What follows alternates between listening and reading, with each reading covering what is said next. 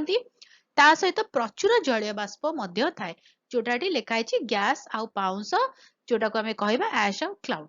तो कौन हुए जितेबले से आग्नेय टी उपरकू आसे बा से माग्माटी उपरकू आसे से एई जगार अग्नि सदृश अनेक जलीय बाष्प ता सहित गैसीय पदार्थ निर्गत करे।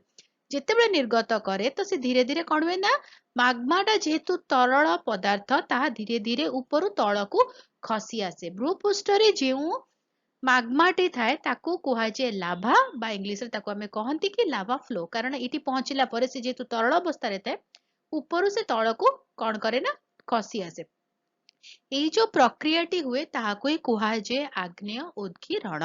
बुझीला कौन पाई ई जिनसटा हुए ए भूपृष्ठरे कौन थाए अर्ध तरल अवस्था रे किए थांती शिला गुड़िक अर्ध तरल अवस्था रे थांती आमे ऑलरेडी पढ़िचंती शिला चक्र रे। तो ये जो मैंटेल थाए से मैंटेल कौन करे बाट पाइले से भूपृष्ठ को आसिया को चेष्टा करे जिते से चेष्टा करिकी ऊपर को आसे सेटा को ही कुहाजे आग्नेय उद्गीरण आ तले से माने जेहेतु अत्यधिक उत्तप्त अवस्था रे थांती तेणु बाहर को जिते बेले आसंती सेते बेले से माने तांको सहित प्रचुर जलीय बाष्प गैस गैसीय पदार्थ